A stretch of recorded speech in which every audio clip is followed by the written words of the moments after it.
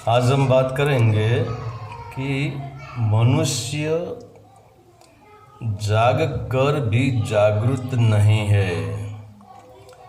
ठीक है, वह चल रहा है, बोल रहा है, जगत के कार्य कर रहा है, खा रहा है, पी रहा है, संवेदना कर रहा है, फिर भी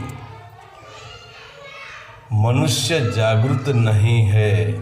तो हम कहते हैं कि तुम जागरूक नहीं हो, तो हमें सामने से ऐसा ही जवाब मिलता है कि आप देख सकते नहीं हो, हम जागरूक तो है ही, मगर मनुष्य जाग कर भी जागरूक क्यों नहीं है।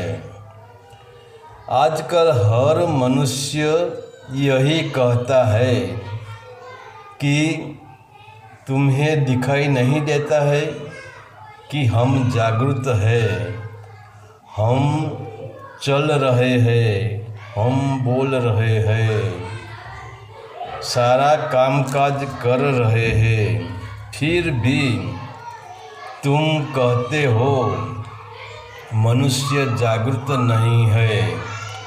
वह कैसे हो सकता है?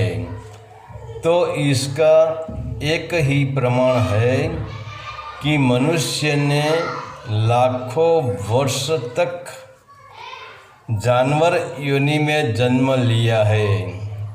तो लाखों वर्षों तक वह जानवर योनि में अंधेरी गुफा में रह चुका है।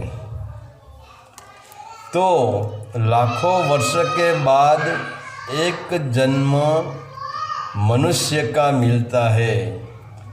तो जो लाखों वर्ष का अंधकार भीतर भरा पड़ा है, लाखों वर्ष का गुण भीतर भरा पड़ा है, तो वह अंधकार सहलाई से कैसे निकल सकता है? जैसे हम बर्तन को साफ रखने के लिए इसको रोज रोज घिसते हैं, इसको रोज रोज मांजते हैं, तो बर्तन साफ रहता है। अगर तुमने बर्तन नहीं मांजे तो वह बर्तन की चमक चली जाती है, वह काला पड़ जाता है। वैसे ही यह काम कठिन है, क्योंकि बर्तन को बाहर से मांजना हमको मुश्किल लगता है, तो हमारे अंतःकरण, हमारे हृदय को तो भीतर से मांजना पड़ता है। इसे मांजने के लिए ध्यान की प्रक्रिया से गुजरना पड़ता है, ध्यान की भट्ठी जलानी पड़ती है। और जैसे सुनार सोने को भट्ठी में तपाता है और तपते ही इनके भीतर जो डस्ट है, जो कचरा है, वह जल जाता है, फिर सोने का निखार आता है। वैसे ही जो मनुष्य सदाए होश में रहता है, सदाए ध्यान में रहता है, और जैसे जैसे ध्यान सजता है, वैसे वैसे भीतर चेतना का निखार आता है।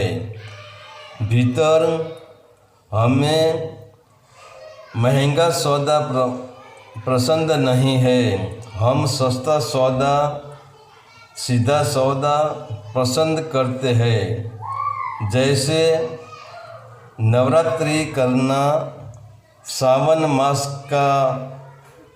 मास करना, पिंपल के पेड़ में धागा बांधना, व्रत करना, उपवास करना, कर्मकांड करना, कथाएँ करवाना, भजन करवाना, बैंड बाजे के साथ जुलूस निकालना, मंदिरों में भटकना, मन्नत मानना, ये सब बाहरी कर्म है।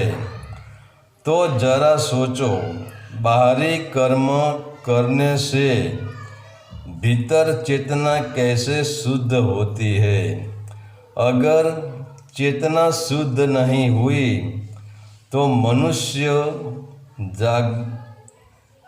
जाग कर भी जागृत नहीं है, सिर्फ जागृत होने का धोखा है। वही जागृति एक ब्रह्म है। हरि ओम तत्सत। आदेश का प्रणाम।